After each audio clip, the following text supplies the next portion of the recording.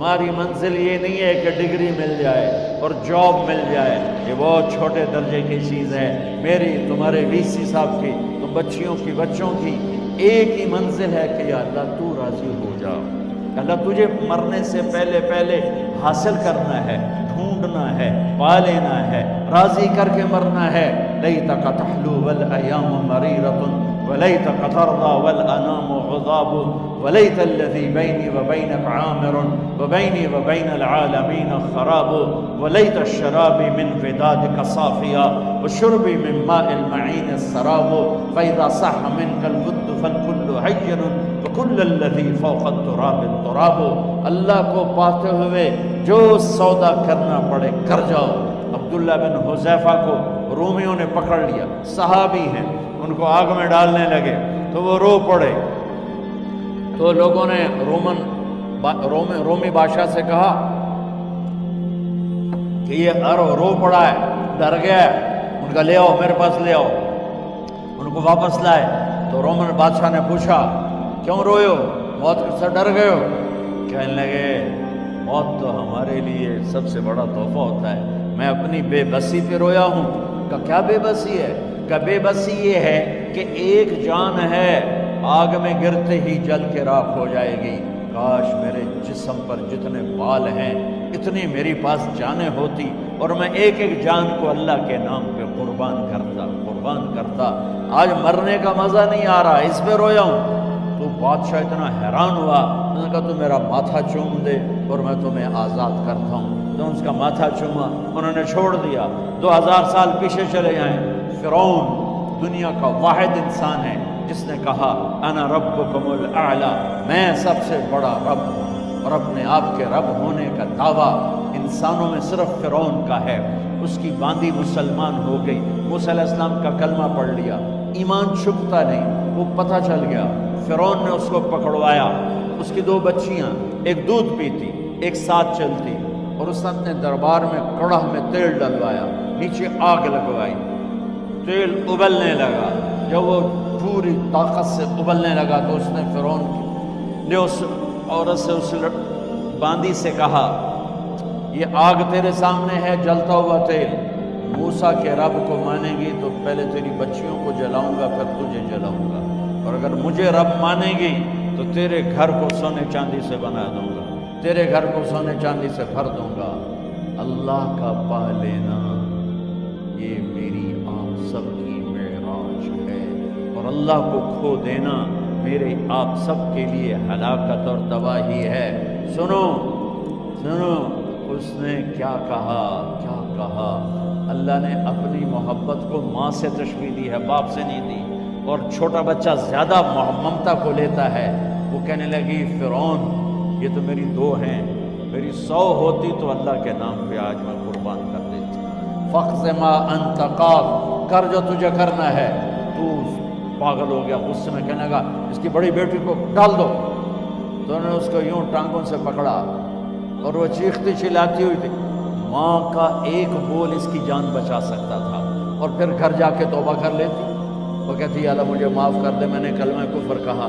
اس کو ٹانگوں سے پکڑا ہوا ہے، اس کے ہاتھ نیچے جھول رہے ہیں، اور وہ اماں بھی کہہ رہی کہ مجھے بچا دو۔ ماں نے اپنی آنکھوں سے بچی کو تیل میں یوں ڈوبتے دیکھا، اور پھر وہ ابھری جیسے مچھلی تلنے کے لیے، جیسے مچھلی تلی جاتی تو باہر آ جاتی، اوپر آ جاتی، تو وہ ایسے بلبلے اٹھ رہے تھے۔ وہ ایک ہی لمحے میں اس کی تو جان گئی، ایک آنسو کا قطرہ اس نے نہیں نکلنے دیا اپنی آنکھوں سے، اور اپنے دل کو جب مضبوط کیا تو میرے رب کی غیرت، میرے رب کی رحمت محبت حرکت میں آئی۔ اللہ نے ماں کی آنکھوں سے پردہ ہٹا دیا، اور ماں نے اپنی بیٹی کی روح کو نکلتے دیکھا، اور وہ کہہ رہی ہے اصبری یا ام فإن لک من الأجر کذا وکذا۔ ماں جی ڈرنا نہیں، صبر کرو، جنت تیار ہے، جنت تیار ہے۔ معصوم بچی کو تو پتہ بھی نہیں تھا کہ کیا ہونے والا ہے، اس کو پکڑ کے یوں ڈالا، اس کی تو آہ بھی نہ نکلی، اور وہ مچھلی کی طرح تلی گئی۔ پھر ماں کا کلیجہ پھٹا، اللہ نے پھر آنکھوں سے پردہ ہٹایا، اور انہیں اپنی بچی کی روح کو نکلتے دیکھا، اور وہ کہہ رہی اسبری یا فإن لک من الاجر کذا وکذا. ماں جی تھوڑی دیر کا صبر، جنت تیار ہے، جنت تیار ہے، جنت تیار ہے. اللہ کو پایا سب کچھ پایا، اللہ کو کھو دیا سب کچھ کھو دیا. جب اس کو پکڑ کے لے جانے لگے، اس نے فرعون کو دیکھا. فرعون اس کی آنکھوں میں آنکھیں نہیں ڈال سکتا، نظریں نیچے ہو گئی اس کی. کہنے لگی میری ایک بات مانو گے، میری ایک خواہش پوری کرو گے؟ فرعون نے پوچھا کیا؟ کہ جب میں بھی جل جاؤں تو میری اور میری بچیوں کی ہڈیوں کو اکٹھے دفن کرنا، باہر پھینک نہ دینا، دفنا دینا. فرعون نے کہا تمہاری یہ خواہش پوری کی جائے. انہوں نے کہا میں پیچھے ہٹ جاؤ، میں نے اللہ کو جان دینی، مجھے دھکا دینے کی ضرورت نہیں ہے، میں اپنے اللہ سے ملنے جا رہا ہوں. سبحان اللہ. جب اللہ مطلوب ہوتا ہے تو موت محبوب بن جاتی ہے. جب اللہ کی نافرمانی ہوتی ہے تو موت سے نفرت ہو جاتی ہے، مرنا عذاب نظر آتا ہے. وہ چھلانگ مار گئی، اللہ اکبر کا نعرہ لگاتی ہوئی. ہڈیاں ادھڑ گئیں، گوشت ادھڑ گیا، ہڈیاں باقی رہ گئیں. فرعون نے کہا ایک ہی جگہ ڈال دو، سب کو دفن کر دو. دفن 2000 سال کے بعد بچوں بچیوں، 2000 سال کے بعد موسیٰ علیہ السلام کے 2000 سال کے بعد جناب رسول اللہ صلی اللہ علیہ وسلم دنیا میں تشریف لائے. 40 سال کی عمر میں نبوت ملی، 50 سال کی عمر میں معراج ہوا. 2050 سال کے بعد میرے نبی کی سواری بیت المقدس جا رہی ہے. اور بیت المقدس پر جب وہ اوپر پہنچے ہیں تو مصر وہاں سے قریب ہو جاتا ہے. جب وہ اترنے لگے تو میرے نبی نے کہا جبریل جنت کی خوشبو آ رہی ہے، جبریل جنت کی خوشبو آ رہی ہے. ابھی تو جنت اوپر ہے، ابھی تو اوپر جانا ہے، تو یہ زمین سے جنت کی خوشبو کیا آ رہی ہے؟ تو جبریل نے عرض کی یا رسول اللہ فرعون کی ایک وادی تھی جو اللہ سے سودا کر گئی جان کا اور اپنی بچیوں کا، اس کی بچیوں کی ہڈیوں کو جہاں دفن کیا گیا ہے، یہ خوشبو جس دن انہیں دفن کیا تھا اس دن سے لے کر آج تک یہ خوشبو آ رہی ہے اور یہ قیامت تک آتی رہے گی. اللہ اپنے نام پہ قربان ہونے والوں کی یوں قیمت لگاتا ہے.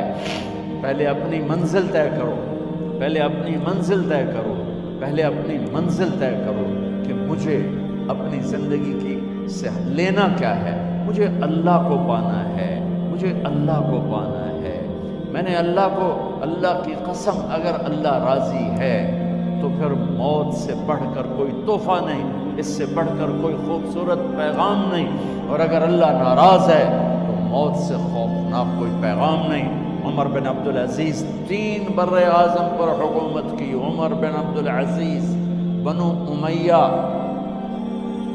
مروان 9 مہینے حکومت کی. اس کا بیٹا عبد الملک بن مروان 21 برس حکومت کی. اس کا بیٹا ولید 10 سال حکومت کی. اس کا بیٹا سلیمان 2.5 سال حکومت کی. اسی تخت پر بیٹھے عمر بن عبدالعزیز. پہلے چاروں نے اللہ کے شریعت کو قربان کیا حکومت کے لیے. عمر بن عبدالعزیز نے اپنے آپ کو قربان کیا اللہ کے لیے. حکومت کو پاؤں کے تلے رکھا اور اللہ کی رضا کو سامنے رکھا. ان کو زہر دیا گیا. جب ان کی موت کا وقت قریب آیا تو انہوں نے رجا بن حیوہ کو بلایا. سننے والی بات ہے بچوں. ان سے فرمانے لگے سنو، میں نے 3 بادشاہوں کو قبر میں اتارا.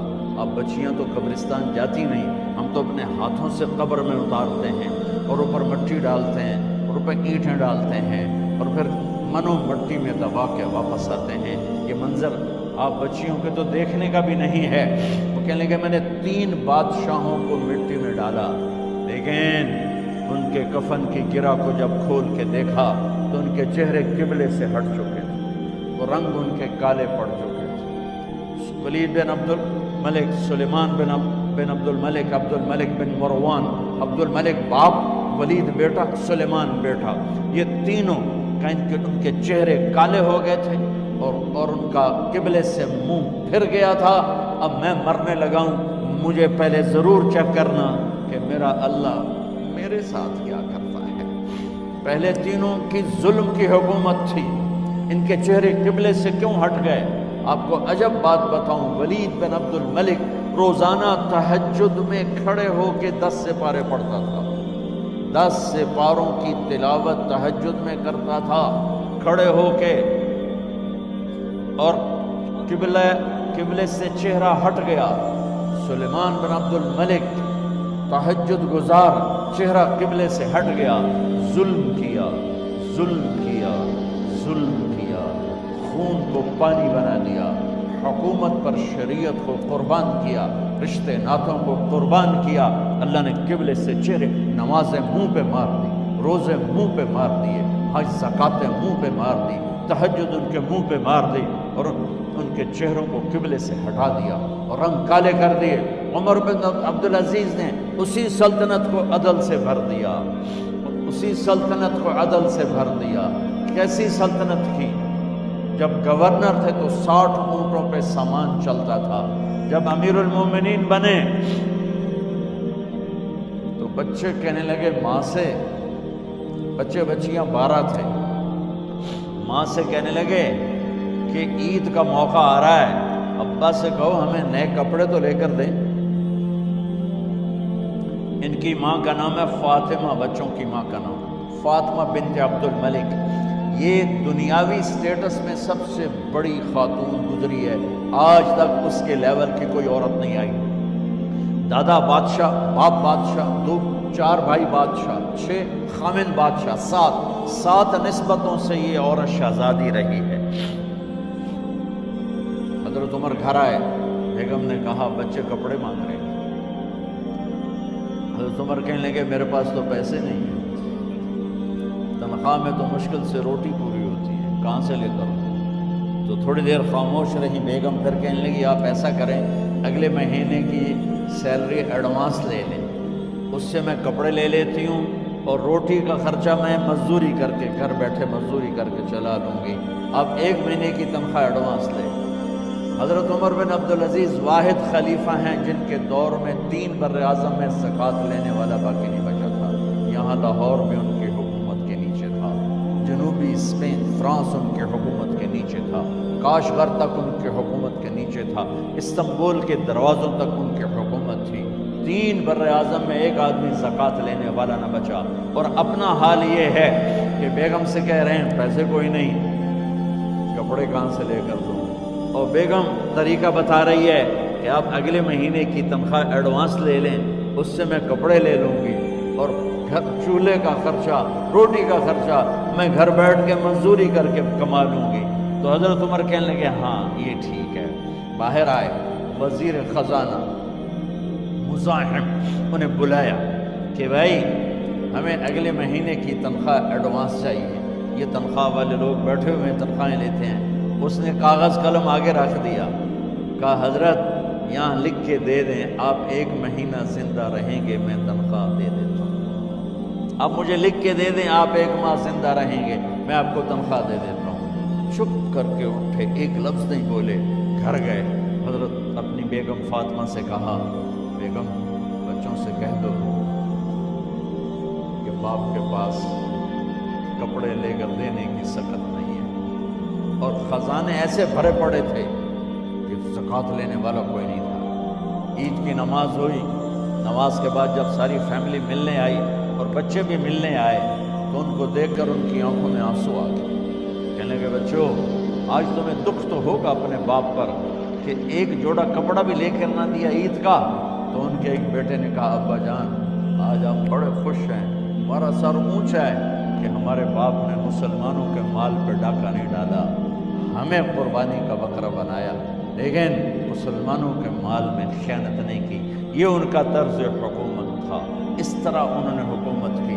گھر میں تشریف لائے تو بیٹیوں سے بات کی تو انہوں نے منہ پہ ایسے دوپٹہ رکھا ہو، منہ پہ دوپٹہ رکھ کے بات کرے تو فرمانے لگے کپڑا تو ہٹاؤ، دوپٹہ کیوں رکھا ہوا ہے؟ تو گھر کی خادمہ زور زور سے رونے لگی، کہنے لگی امیر المومنین، آج آپ کی بیٹیوں نے کچا پیاز توڑ کے روٹی کھائی ہے تو وہ اس کی بو ہے منہ میں، آپ کو بو سے نفرت ہے اس لیے منہ پہ کپڑا رکھ لیا۔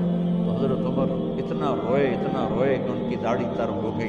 کہنے لگے آخر میں جب تھوڑا آسرے میں آئے، کہا میری بیٹیوں، تمہارا باپ تمہیں بڑے اچھے کھانے کھلا سکتا ہے لیکن میں جہنم کو برداشت نہیں کر سکتا، میں جہنم کی آگ برداشت نہیں کر سکتا۔ اب مرنے کا وقت آ گیا۔ جب وہ گورنر تھے تو 60 اونٹوں پہ ان کا سامان چلتا تھا، اور جب وہ امیر المومنین بنے تو عیادت کے لیے لوگ آ رہے تھے، تو سالم عیادت کے لیے آئے، فاطمہ کے بھائی، کپڑے دیکھے امیر المومنین کے تو بہن کو ایک طرف کر کے فرمایا، بڑے نیک سرداروں میں سے تھے یہ مسلمہ بن عبد الملک، کہنے لگے امیر المومنین کے کپڑے تبدیل کروا دو، لوگ پوچھنے آ رہے ہیں تو میلے کپڑے اچھا نہیں لگتا۔ کہا جی بھائی کرواتی ہوں۔ اگلے دن جب وہ حال پوچھنے آئے تو پھر وہی کپڑے تھے، تو انہوں نے ان کو الگ جا کر کہا بہن میں نے تمہیں کہا تھا کپڑے بدلوا دیتی، کیوں نہیں بدلوائے؟ تو وہ رونے لگی، کہنے لگی کہاں سے بدلواؤں، جوڑا ہی ایک، کہاں سے بدلواؤں؟ اور حکومت کتنی تھی؟ 3 بر اعظم، 3 بر اعظم تھے حکومت۔ ہمارا تو پٹواری امان کا نہیں ہے، وہ 3 بر اعظم کی سلطنت لے کر ایک جوڑے میں اللہ سے ملنے جا رہا ہے۔ جب ان کا انتقال ہوا، سلیمان بن عبد الملک کی ڈیڈ باڈی جب قبر کے قریب لائے اتارنے کے لیے تو ایسے ایسے ہلنے لگا، اس کا پورا جسم ہلنے لگا۔ تو اس کے بیٹوں نے کہا کہ ہمارے ابا زندہ ہیں، تو حضرت عمر نے فرمایا بیٹو زندہ نہیں ہے، عذاب قبر جلدی شروع ہو گیا ہے، عجل اللہ بالعقوبہ، قبر کی پکڑ پہلے شروع ہو گئی ہے، چھپاؤ اپنے باپ کو جلدی۔ جب عمر بن عبدالعزیز کی ڈیڈ باڈی قبر کے قریب کی گئی اور ان کا بھائی اتارو، بھائی وہ باتیں شروع ہو جاتی ہیں، رومال ڈالو، چادر پکڑو، ادھر سے پکڑو، تو ایک دم ایسے ایک پرچہ ہوا میں اڑتا ہوا سب نے دیکھا، وہ آتے آتے آتے آتے آتے آتے یوں آ کے حضرت عمر کے سینے پر گر گیا، سب دیکھ رہے ہیں۔ جب پرچے کو اٹھا کے دیکھا گیا تو اس پہ ایک سطر پہ لکھا تھا بسم اللہ الرحمن الرحیم، اور دوسری سطر پہ لکھا تھا براءۃ من اللہ لعمر بن عبد العزیز من النار، یہ عمر کے لیے جہنم کی آگ سے نجات کا پروانہ۔ 3 بر اعظم کی سلطنت لے کر وہ جنت کا پروانہ لے کر دنیا سے گئے۔ جب ان کو قبر میں اتارا گیا تو انہوں نے رجا بن حیوہ سے فرمایا تھا 3 بادشاہوں کے چہرے دیکھے قبلے سے پھر گئے، رنگ کالے پڑ گئے، مجھے تم نے دیکھنا ہے کہ کیا ہوتا ہے؟ تو رجا فرماتے ہیں جب میں قبر میں اترا اور ان کے کفن کی گرہ کو کھول کے دیکھا تو چہرہ قبلے کی طرف فکس تھا، اور مجھے یوں لگا جیسے 14ویں رات کا چاند قبر میں اترا ہے۔ میرے عزیزو، طلبہ و طالبات، اللہ کو اپنی منزل بناؤ، اللہ کو اپنی منزل بناؤ، اللہ کو اپنی